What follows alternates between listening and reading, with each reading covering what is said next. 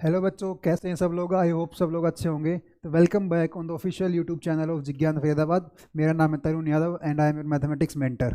तो बच्चों, इस चैनल पे हम एक सीरीज़ शुरू करने जा रहे हैं जिसका नाम होगा PYQ सीरीज़। इस सीरीज़ में हम क्या करेंगे, इस सीरीज़ में जितने भी बेहतरीन सवाल हैं जेई मेंस या एडवांस के, मोस्टली एडवांस के, जो पहले आ चुके हैं हमारे एग्ज़ाम में, जो बेहतरीन सवाल हमारे एग्ज़ाम में आ चुके हैं और जिनकी अप्रोच सोल्व करने की बड़ी अच्छी है, या फिर कोई ट्रिकी क्वेश्चन है और एक ऐसी ट्रिक जो रेगुलर बेसिस पे यूज़ होती है क्वेश्चंस में, अगर ऐसे कोई क्वेश्चंस हैं तो उनको हम यहाँ रेगुलर बेसिस पे डिस्कस करेंगे। और ज़रूरी नहीं कि जो क्वेश्चन है जो डिस्कस करेंगे हम लोग वो PYQ ही होगा। बच्चे, हम लोग कुछ ऐसे क्वेश्चंस भी डिस्कस करेंगे जो कमिंग ईयर्स में जो हैं वो एग्ज़ाम में आ सकते हैं। जैसे सामने आपके पास जो क्वेश्चन लिखा है ये PYQ नहीं है, बट बड़ा ही बेहतरीन सा सवाल है, ठीक है।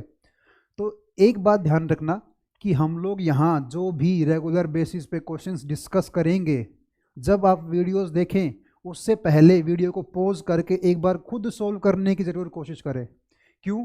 क्योंकि बच्चे, ये जो क्वेश्चंस हैं अगर आप ट्राई करते हैं तो आपका दिमाग जो है वो हर तरफ से खुलने लगेगा। धीरे धीरे आपके दिमाग के जो धागे हैं ना वो उखड़ने लगेंगे, और जब आपका दिमाग खुलने लगेगा तभी आप डिफरेंट डायरेक्शंस में सोच पाएंगे, तभी आप डिफरेंट अप्रोचेस को जो है वो कैच कर पाएंगे। और ऐसा ही माइंडसेट जो है वो हमको एग्ज़ाम में चाहिए कि अगर मेरे पास कोई नया क्वेश्चन आता है तो मैं झट से सोच पाऊँ कि किस अप्रोच से करना इसको सही रहेगा, ठीक है। तो चलिए आज अपनी सीरीज शुरू करते हैं। उसका पहला सवाल हमारे पास देखिए क्या है। क्वेश्चन बोलता है कि एक सम लिखा है यहाँ पे। अब ऑब्वियस सी बात है, सिग्मा है तो आगे जो सीरीज़ है उसका सम होगा। उसने बोला है कि मेरे पास जो ये सीरीज़ है उसको मैं ऐड करने के बाद, मतलब x की जो वेरिएबल है उसकी वैल्यूज पुट करने के बाद, this can be return as this. अब देखो, यहाँ पे मेरे पास वेरिएबल है थीटा, ऊपर एक फंक्शन है साई जिसका इसका स्क्वायर है, नीचे एक फंक्शन है साई, दोनों जो है थीटा n की टर्म्स के फंक्शन हैं। आगे उसने बोला है where phi and psi are trigonometric function. Obvious सी बात है, अगर थीटा के फंक्शन है तो ट्रिग्नोमेट्रिक फंक्शन होंगे। And theta 1, theta 2, theta 3 and theta 4 are in degrees, ठीक है भाई। एंड बिलोंग करते हैं 0 से 45 डिग्री। तो उसने बोला है theta 1 plus theta 2 plus theta 3 plus theta 4, इनकी वैल्यू निकालो। ठीक है, चलिए देखते हैं। अब मुझे देखने से समझ में आ रहा है क्या कि ये जो क्वेश्चन है ना इसमें ट्रिग्नोमेट्री तो यूज़ करवा ही ली उसने, बट जो ये चीज़ उसने की है ना, ये और ये सीक्वेंस सीरीज का बड़ा ही बेहतरीन सा कंसेप्ट है जिससे सोल्व हो गए। और वो कॉन्सेप्ट कौन सा है, कौन सा कंसेप्ट है भाई, जिसको हम लोग मिसलेनियस सीरीज के नाम से पढ़ते हैं सबसे लास्ट में सीक्वेंस सीरीज में। बच्चे, ऐसे मिसलेनियस जो सीरीज होते हैं उनको सोल्व कैसे करते हैं, हमने एक चीज़ पढ़ी थी VN मेथड के नाम से, जिसको टेलीस्कोपिक सीरीज भी बोलते हैं कुछ लोग। उसमें बेसिकली क्या होता है, देखो, जब मेरे पास सिग्मा है और जो आगे सीक्वेंस या फिर आगे जो टर्म लिखी है मुझे पता नहीं उसको सोल्व कैसे करना है। जैसे हमारे पास अगर कहीं ऐसा आता है sigma n is equals to 1 से लेके 5, मुझे पता है सिग्मा के आगे जब n आता है मुझे सोल्व करना आता है। कैसे करते हैं, n इंटू n प्लस 1/2 लिखते हैं यहाँ पे, ठीक है। मुझे पता है कि सिग्मा n का जो फॉर्मूला होता है ये होता है। बट अगर मैं कहीं कुछ ऐसा दे दूँ जिसका मुझे फॉर्मूला ही ना पता हो या फिर जिसको मैं निकाल ना पाऊँ, तो कैसे करते हैं, उसी के लिए हम लोग क्या है मिसलेनियस सीरीज पढ़ते हैं सीक्वेंस सीरीज में। जब मेरे पास ऐसा कुछ आता है और मुझे पता नहीं कि सोल्व कैसे होगा या फिर इसका फॉर्मूला क्या होता है, तो एक ही तरीका है सोल्व करने का, क्या, इसको कन्वर्ट करो किस फॉर्म में, समथिंग माइनस समथिंग की फॉर्म में। किस फॉर्म में, समथिंग माइनस समथिंग, मतलब इस चीज़ को मैं कन्वर्ट करूंगा समथिंग माइनस समथिंग। और ये जनरल कंसेप्ट है बेटा, ऐसा नहीं कि क्वेश्चन के हिसाब से बता रहा हूँ मैं। इसीलिए मैंने बोला कि बेहतरीन बढ़िया सवाल है ये जो कंसेप्ट है ये बहुत सारे क्वेश्चंस में यूज़ होगा। जब मुझे पता नहीं सोल्व कैसे करना है तो कुछ नहीं करना, इसको इसमें कन्वर्ट करने की कोशिश करो, समथिंग माइनस समथिंग। और जैसे यहाँ में मुझे दिख रहा है कि ट्रिग्नोमेट्रिक फंक्शन है साथ में, तो यहाँ ट्रिग्नोमेट्रिक आएगा फंक्शन, यहाँ पे ट्रिग्नोमेट्रिक। उनके जो एंगल्स आएंगे ना, उनके जो एंगल्स आएंगे वो रिलेटेबल होने चाहिए। ऐसा नहीं कुछ भी हो रहा है। क्यों होने चाहिए, क्योंकि हम लोग मिसलेनियस सीरीज में, टेलीस्कोपिक सीरीज में क्या करते हैं कि अगर मेरे पास ऐसा कुछ बनता है तो मान लो यहाँ पे n(x = 2 से लेके 44 है, तो मैं 2 डालूंगा, फिर 3 डालूंगा, फिर 4 डालूंगा, तो 3 डालने पे ऐसा कुछ बनेगा, 4 डालने फिर ऐसा कुछ बनेगा। तो ऐसे करते करते ना मेरे पास बहुत सारे टर्म्स बनेंगे। और ये बनने के बाद हमारे पास कुछ कैंसिलेशंस हो जाएंगे कि ये माइनस की टर्म है, ये इधर किसी प्लस की टर्म से कैंसिल हो जाएगी, ये भी माइनस की टर्म है, ये इधर किसी प्लस की टर्म से कैंसिल हो जाएगी। ऐसे कैंसिलेशंस होते हुए जाएंगे और लास्ट में हमारे पास कुछ सेलेक्टेड ही 2 या फिर 4 ऐसी टर्म्स बन जाएंगी और उनको हम मैन्युअली सॉल्व कर सकते हैं। आई बात समझ में? तो चलिए एक बार शुरू करके देखते हैं क्वेश्चन को। क्वेश्चन की जर्नी में आपको समझ में भी आएगी कि मैं क्या बोलना चाह रहा हूँ। अगर आपको समझ नहीं आया तो दुखी होने की ज़रूरत नहीं है। देखो बच्चे, अब मेरे पास ये एक टर्म लिखा है पूरा ही। अब देखो, अगर मुझे समथिंग माइनस समथिंग में बनाना है तो एक बात तो है भाई कि मुझे सेक जो है बिल्कुल पसंद नहीं है। सेक को क्या करूँगा, उठा के झट से कोस में कन्वर्ट कर दूंगा। ठीक है भाई, कर दो। देखो अब ये जो चीज़ है, जो 2 sin x इंटू साइन 1 लिखा है, क्या ये 2 sin a sin b का फॉर्मूला है? क्या ये 2 sin a sin b का फॉर्मूला है बच्चे? है कि नहीं है? 2 sin a sin b क्या होता है?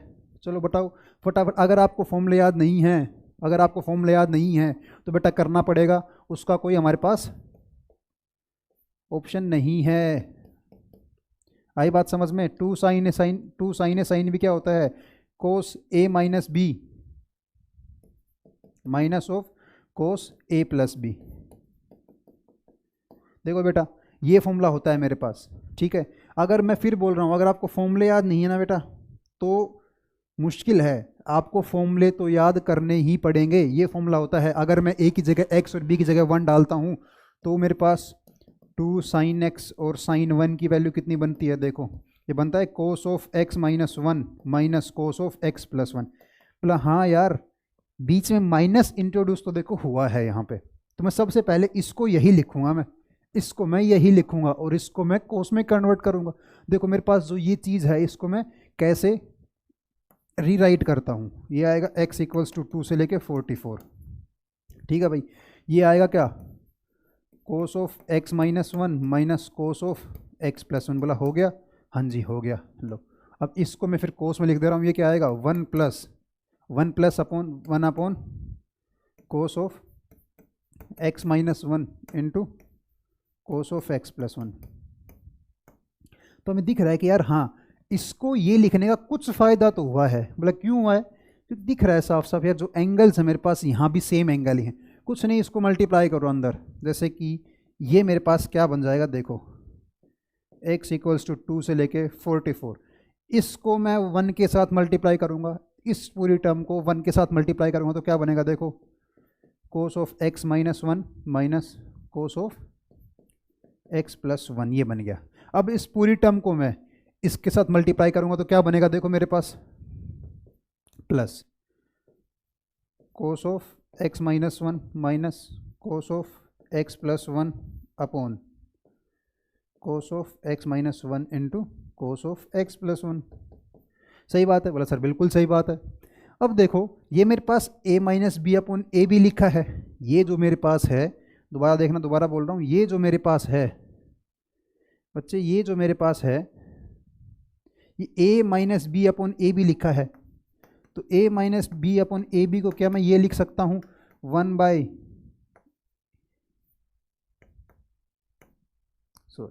By B minus 1 by A. Obvious सी बात है ना भाई, अलग अलग कर दो इसको। न्यूमरेटर के जो ऊपर सब्ट्रैक्शन है उसको अलग अलग कर दो, ये लिख दोगे हम लोग। तो देखो क्या आएगा, इसको अगर मैं तोड़ के लिख दूँ तो मेरे पास, मैं जब इसको तोड़ रहा हूँ तो माइनस x माइनस 1 से x माइनस 1 कैंसिल हो जाएगा। कोस वाला क्या आएगा? 1 upon cos of x plus 1 minus 1 upon cos of x minus 1। तो देखो फर्दर मेरे पास ये क्या बनता है, ये मेरे पास बनेगा, पहला था मेरे पास cos of x minus 1 minus cos of x plus 1। बाद में क्या बन रहा है? प्लस 1 अपॉन कोस ऑफ, देखो क्या बनेगा, मैं x माइनस 1 से अगर अलग कर रहा हूँ तो x माइनस 1 वाला कोस कैंसिल हो जाएगा। मेरे पास नीचे क्या बनेगा? x minus 1, sorry x plus 1। ठीक है भाई, और साइड साथ में मेरे पास क्या है? 1 upon cos of x minus 1। बोले सही है, वेल एंड गुड है। अब देखो मैं फिर से कोस x प्लस 1 वाली टर्म्स को इकट्ठे लिख रहा हूँ एंड x माइनस वाली टर्म्स को इकट्ठे लिख रहा हूँ। इन दोनों को इकट्ठा कर दिया मैंने और इन दोनों को इकट्ठा कर दिया। देखो क्या बन रहा है, कोस of x minus 1 minus cos of minus one upon cos of x minus one, LCM ले रहा हूँ तो ये बनेगा cos square x minus one upon cos of x minus one. ऐसे ही इन दोनों में एलसीएम ले रहा हूँ तो क्या बनेगा देखना बच्चे, इन दोनों में अगर मैं एलसीएम ले रहा हूँ तो ये बनेगा क्या, plus one minus cos square of x plus one upon cos of x plus one. बोलो ये बनेगा, बोलो बच्चे हाँ या ना, ये बनेगा। अब देखो ये जो है one minus cos of something क्या बनेगा, साइन स्क्वायर बनेगा। One minus cos square of something sine square that something बनेगा। ये देखो cos square something minus one, ये माइनस साइन स्क्वायर बन जाएगा यहाँ पे, तो ये क्या बनेगा minus sine square x minus one, ये क्या बनेगा sine square x plus one. इसको अगर मैं वापस दोबारा रीराइट करता हूँ तो पहले इस चीज़ को लिख रहा हूँ मैं, पहले इसको लिख रहा हूँ, ये बनाएगा मेरे पास क्या sine square x plus one upon cos of x plus one. इसको लिखूंगा तो माइनस बाहर निकाल के तो क्या लिखूंगा sine square x minus one upon cos of x minus one. देखो ये मैंने सिंप्लीफाई कर दिया, किसको, सिर्फ इसको। अभी तक मैंने सिर्फ इसको सिंप्लीफाई करके लिखा है यहाँ पे। साथ में भूल मत जाना क्या कि सिग्मा भी है, एन की वैल्यू 2 से लेके 44 तक सिग्मा भी है यहाँ पे। बार मैंने लिखा नहीं बार बार, बट सिग्मा है, ठीक है बच्चे। अब देखो ये बन गया मेरे पास जो मुझे चाहिए था, क्या समथिंग माइनस समथिंग की फॉर्म में बन गया मेरे पास। अब क्या करना है, कुछ नहीं, सिंपल जो यहाँ पे सॉरी एक्स है, सिंपल क्या करना है एक्स की वैल्यूज डालो और देखो पक्का कुछ ना कुछ कैंसिल आउट होएगा, पक्का होगा। तो सर आपको कैसे पता, मुझे पता है भाई, क्योंकि जो एंगल्स यहाँ पे हैं, देखो अगर मैं x की वैल्यू यहाँ पे 2 डालूंगा तो 3 बनेगा, ठीक है। लेकिन जब मैं x की वैल्यू 4 डालूंगा ना तो यहाँ पे 3 बनेगा। तो मतलब ये नेगेटिव वाला 3, ये पॉजिटिव वाला 3 कहीं ना कहीं जाके कैंसिल तो होंगे ही। आई बात समझ में। अब देखो मैं क्या करता हूँ ना भाई, एक बार इसको ओपन करके लिखता हूँ। x की वैल्यू 2 डालो, क्या बनेगा देखो, मैंने x की वैल्यू 2 डाला, मेरे पास बना sine square 3 upon cos of 3 minus sine square 1 upon cos of 1। बढ़िया बात है। फिर क्या करो प्लस x की वैल्यू 4 डालो, x की वैल्यू मैंने 4 डाली, जब मैं x की वैल्यू 2 के बाद 3 डाल रहा हूँ तो 3 डालने पे क्या बनेगा देखो साइन स्क्वायर 4 अपॉन कोस 4 माइनस साइन स्क्वायर 2 अपॉन कोस 2 प्लस, अब क्या करो अगले वाली वैल्यू डालो x की, 4 की बाद उसके बाद 3 के बाद हम 4 डालेंगे तो क्या बनेगा देखो साइन स्क्वायर 5 अपॉन कोस 5 माइनस, अगर मैं 4 डालता हूँ तो देखो बनेगा साइन स्क्वायर 3 अपॉन कोस 3। चलो एक और डाल के लिख लेते हैं। अब मैं क्या कर रहा हूँ 5 डाल रहा हूँ तो ये बनेगा, 4 के बाद 5 डाल रहा हूँ तो ये बनेगा साइन स्क्वायर 6 अपॉन कोस 6 माइनस साइन स्क्वायर 4 अपॉन कोस 4। ये चलता रहेगा यार, चलता रहेगा चलता रहेगा, चला दिया मैंने। लास्ट में देखो चलता रहेगा, क्या लास्ट वाली वैल्यू क्या होगी 44 डलेगा। मैं उससे पहले वाली वैल्यू भी डाल कर देख रहा हूँ एक बार, तो अगर मैं देखूँ 43 डालता हूँ साइन की जगह तो देखो क्या बनेगा 43 में, ध्यान रखना मैं इनको ऐसे डाल रहा हूँ, मैं ये लिखा पहले मैंने फिर ये लिखा, फिर देखो अगर मैं साइन की वैल्यू 43 डालता हूँ तो क्या बनेगा, ना एक्स की वैल्यू 43 डालने में क्या बनेगा देखो ये बनेगा साइन स्क्वायर 44 अपॉन कोस 44 माइनस साइन स्क्वायर 42 अपॉन कोस 42, लास्ट में 44 डालने में क्या बनेगा साइन स्क्वायर 45 अपॉन कोस 45 माइनस साइन स्क्वायर 43 अपॉन कोस 43।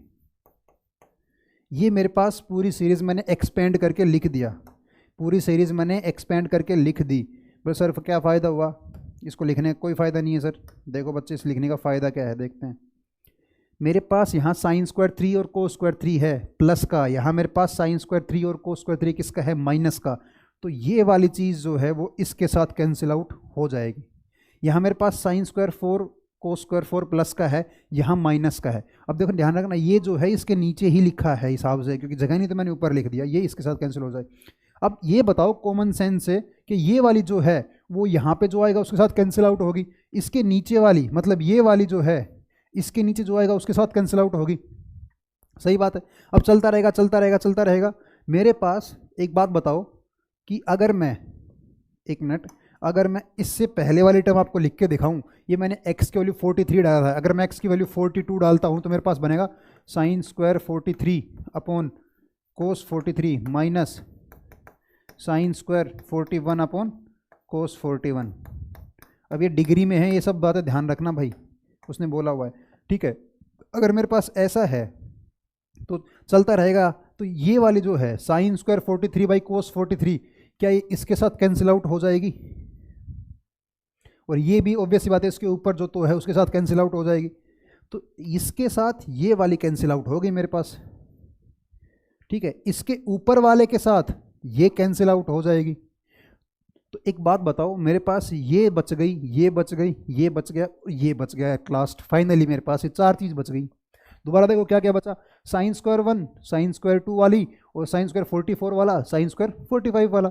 ये दोनों बचे हैं माइनस साइन के साथ, ये दोनों बचे हैं प्लस साइन के साथ। लिख ले रहा हूँ एक बार मैं इनको भी, कैसे, देखो क्या बना है। मेरे पास बचा है माइनस साइन स्क्वायर 1 अपॉन कोस 1, ठीक है भाई। इसके बाद मैं इसको ना लिख के ना एक बार इसको लिख रहा हूँ, फर्क नहीं पड़ रहा है, किसी को भी लिख लो, अभी पता लगेगा आपको क्यों लिख रहा हूँ मैं। ये साइन स्क्वायर मेरे पास एक 44 वाली टर्म है, डिग्रीज में है ऑब्वियस बात है सारी चीज़ें, तो ये कोस, यहाँ पे मैंने लिखा कोस 44 डिग्री, ठीक है भाई।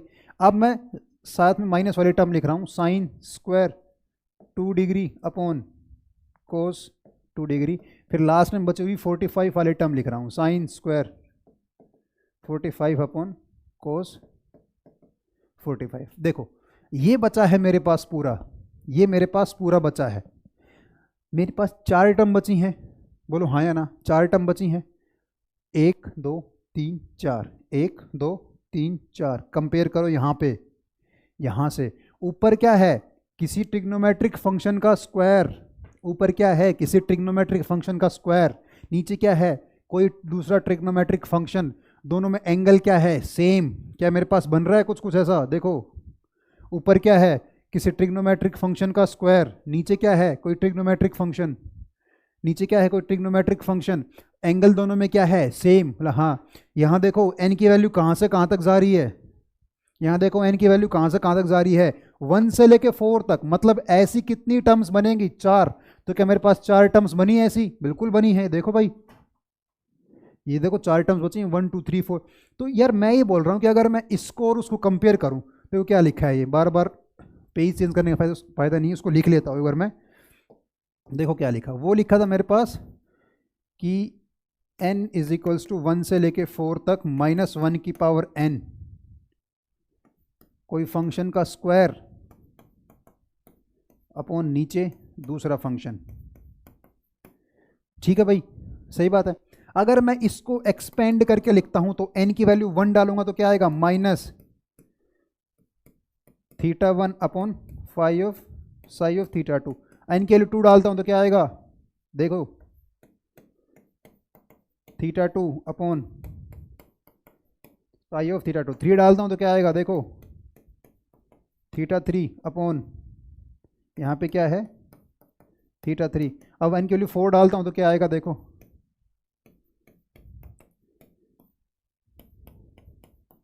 ये आएगा, जो माइनस 1 की पावर n है, ये 1 और 3 में नेगेटिव साइन देगा। अब आपको समझ में आया मैंने कि इसके बाद ये वाली टर्म क्यों लिखी, ये वाली नेगेटिव वाली टर्म क्यों नहीं लिखी, क्योंकि मेरे पास अगर मैं इसको इसके साथ कंपेयर कर रहा हूँ, अगर मैं इसको इसके साथ कंपेयर करूँ तो ये बताओ कि मेरे पास साई जो थीटा है वो कौन सा फंक्शन है, साइन फंक्शन है, और मेरे पास sorry phi theta sine function है, साई थीटा कौन सा फंक्शन है, कोस फंक्शन है। ये निकल के आया मेरे पास वहाँ से। अब कंपेयर करने पे थीटा 1 कितना आ रहा है, 1 डिग्री, थीटा 2 कितना आ रहा है भाई, 44 डिग्री, थीटा 3 कितना आ रहा है, 2 डिग्री, एंड थीटा 4 कितना आ रहा है, 45 डिग्री। बताओ भाई 45 डिग्री बताओ ये बात सही है, ये बात सही है, आई बात समझ में। ये मेरे पास थीटा की वैल्यू आ गई, थीटा 1 से लेके थीटा 4 तक। अब मुझे बताना क्या है, मुझे बताना क्या है, लास्ट में उसने पूछा क्या है, देखो उसने पूछा है भाई कि चारों का सम बताओ बच्चे, थीटा 1 से लेके थीटा 4 तक चारों का सम बताओ। तो ठीक है, अभी तो बताना आसान है, अभी तो मतलब चिंदी सवाल बन गए कि सर हमें थीटा 1, थीटा 2, थीटा 3 और थीटा 4 तो पता ही है, तो चारों का सम तो हमें पता ही लगेगा सर। तो 1 + 44 degree plus 2 degree plus 45 degree कितना आ गया, बोले सर 92 डिग्री आ गया। तो बच्चा यही इसका आंसर है, 92 डिग्रीज। देखो कितना बेहतरीन सवाल है। इस क्वेश्चन में उसने हमें, इस क्वेश्चन में उसने हमसे टिग्नोमेट्रिक की जो हमारे पास फॉर्मूले हैं वो भी यूज़ करवा लिए, सही है। उसने हमसे टेलीस्कोपिक सीरीज़ या बोलो मिसलेनियस सीरीज़ के जो कंसेप्ट है वो भी यूज़ करवा लिए और बड़े बेहतरीन तरीके से करवाया है। ऐसा नहीं है, ऐसा नहीं है कि आप जो यहाँ पे जब इसको सोल्व करोगे तो कुछ भी मतलब करके लिख दो काम हो जाएगा ना। सोल्व हमें करना भी है, सिंप्लीफाई करना भी है, बट एक पर्टिकुलर डायरेक्शन में। ऐसे नहीं कि इसको बना दो, इसको मैं कोस बना दूं, इसको फिर कोस बना दूं, फिर नीचे कोस से कोस भी लगा रहा हूं ना। यहाँ अगर कोस से कोस भी लगा दे बच्चा सोल्व नहीं होगा ये। तो किस डायरेक्शन में जाना है, किस अप्रोच को फॉलो करना है, वो कैसे आएगा, जब सवाल को खुद सोल्व करोगे। अगर अगर खुद का दिमाग नहीं लगाओगे तो बच्चे सिर्फ बोर्ड में देखने से काम नहीं चलेगा। इसलिए मैंने पहले बोला था कि पहले खुद सोल्व करो, उसके बाद यहाँ देखो, ठीक है। चिंता मत कीजिए, आपके साथ ऐसे क्वेश्चंस, ऐसे अमेजिंग क्वेश्चंस और जो PYQs भी होंगे, बेहतरीन बेहतरीन PYQs आपके साथ बार बार रेगुलर बेसिस पे हम लोग लाते रहेंगे, मैथ्स में भी, फिजिक्स में भी, केमिस्ट्री में भी। तो चलिए आज के लिए इतना ही, एक ही सवाल, अच्छा सवाल है ना। मिलते हैं अगले वीडियो में, तब तक के लिए बाय।